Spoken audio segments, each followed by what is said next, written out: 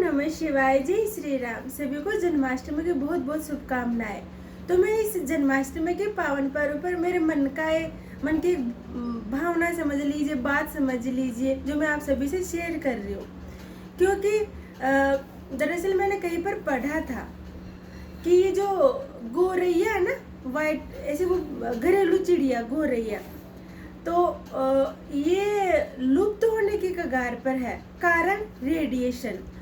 और वास्तव में शहरों में तो बहुत कम देखने को मिलती है गौरैया। गाँव में तो फिर भी देखने को मिल जाती है, लेकिन शहरों में बहुत कम देखने को मिलती है। और मैंने बहुत समय हो गए देखे हुए, लेकिन अभी मैंने क्या कि मैं हमेशा चिड़ियों के लिए परिंदा भर के रखती हूँ, तो उस दाना में बाहर डाल के आती हूँ। लेकिन मैं अभी कुछ समय से अपने घर की छत पर जो रोटी हो उसका चूरा करके मैं छत पर रख देती हूँ खाने के लिए। भाई बस पक्षी आएंगे तो खा लेंगे, जो भी रोटी खाने वाले जो पक्षी है वो खा लेंगे। तो कुछ समय से मैं देख रही हूँ कि गौरैया भी आने लगी है। तो मैं ये किसे इसलिए शेयर कर रही हूँ कि मैंने जो गौरैया की हालत देखी है ना, मुझे बहुत दुख हुआ देख करके। गौरैया को देख मुझे बहुत खुशी हुई, क्योंकि बहुत समय बाद गौरैया देखने को मिली।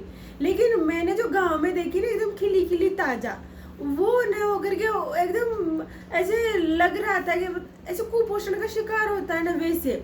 तो एक दो नजर आते मैं फिर बाद में धीरे धीरे करके गौरैया की पूरी फैमिली बन गई हमारे में जहाँ रह रहे उस एरिया में। लेकिन वो पूरी फैमिली की नस्ल ऐसी कुपोषण युक्त। तो वास्तव में ये सही है कि रेडिएशन की वजह से गौरैया की प्रजाति जो लुप्त हो रही है कहीं ना कहीं देखने को मिलती है। लेकिन उसके अंदर वो वाला जो बचपन में हम देखते थे, गोल मटोल एकदम वाइट कलर रहता है उनके अंदर, खिला खिला सा। तो हम ऐसा क्या करें कि देखो, रेडिएशन को तो हम रोक नहीं सकते। और ये जो विकसित हमारा समाज है और विकासशील जो हमारा देश है, इसके अंदर बहुत सारी चीजें हैं ऐसी बहुत बड़े स्तर पर जिसको नामुमकिन है रोकना, क्योंकि ये होना ही है। लेकिन हम कुछ ऐसा करें जिससे कि इन पशु पक्षियों के लिए हमारा योगदान साबित हो। क्योंकि इनकी रहने की जगह पर तो हम इंसान ऐसे चींटियों की जैसे बढ़ रहे हैं कि इनके सारी जगह को हमने छीन लिया है। तो बेचारे कहाँ जाए, या तो लुप्त हो जाएंगे जब उनको रहने को, इनके प्रजनन को जगह नहीं मिलेगी, या तो लुप्त हो जाएंगे, या फिर ये जो अगर कहीं देखने को मिलेंगे तो रेडिएशन की वजह से ऐसे देखने को मिलेंगे जैसे देख करके हमें दुख हो। तो आप और हम एक पहल शुरू करें कि हम हर घर वृक्षारोपण करें। क्योंकि गवर्नमेंट के भरोसे हर चीज को क्यों, जैसे पेट हमारा है, भरने की जिम्मेदारी हमारी है, वैसे ही हम इस चीज की भी जिम्मेदारी ले लें कि हम इस जीवन के अंदर, जैसे हमारी हैसियत नहीं हो कि बहुत बड़े लेवल पर हम किसी की मदद करें, लेकिन छोटे स्तर पर तो हम कर ही सकते हैं ना जीव जंतुओं के लिए।